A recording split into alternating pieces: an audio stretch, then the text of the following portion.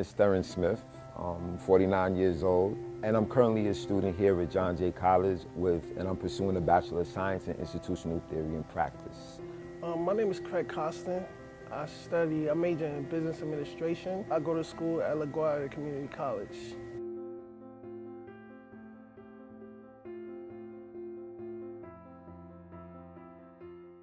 I personally did 18 consecutive years in prison. I was incarcerated for 22 years and 8 months. The Prison to College Pipeline is a college program inside prison that also works to funnel students from prison into college and specifically into CUNY when they come home from prison. So it's both an education program and a reentry program. We kind of bring college to prison and prison to college. Our students apply to be part of the program while they're incarcerated. They're eligible in their last 5 years of incarceration. So out of 186 applicants, 14 of us were accepted. So I'm part of the first cohort. We've grown to, we're in the hundreds. We have at least 50 students who've come home by now.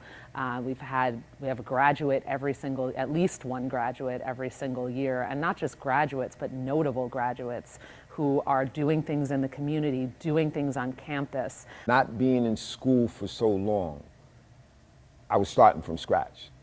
But I realized that I could do this. When John Jay came through with that program, it offered me an opportunity to, make my education work, make the time that I put in educating myself help towards my future. And it was one of the best decisions I ever made in my life. In my eyes, I've rested for 22 years and 8 months. I don't have time to rest now. We're coming to a place now where we are talking openly about the fact that prisons do not work. They are not making us safer. They're harming large swaths of our population, especially the Black and brown population. They're not an effective response to crime, and they are destructive. And so we're now, I think, collectively as a movement thinking about what are the other approaches that we can take to building safer communities. And education is naturally one of the very big ones. There's a hashtag that a lot of us in the movement use, education, not incarceration, or schools, not prisons. And that sort of says it all. When you open a school, you close a prison. It was no longer my name is Theron Smith, ID number, blah, blah, blah, blah, blah. It was my name is Theron Smith. This is who I am.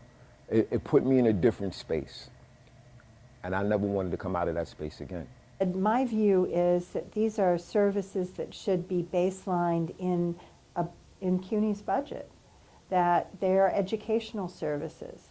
I mean, yes, they reduce recidivism, but we shouldn't do them for that purpose. It's not why we do education for the rest of our students. We are CUNY, and it is our duty to educate everyone who is eligible, and so that includes the prison population on a very basic level. Our students are more than hold their own when you compare their persistence, their GPA, their achievement of degrees.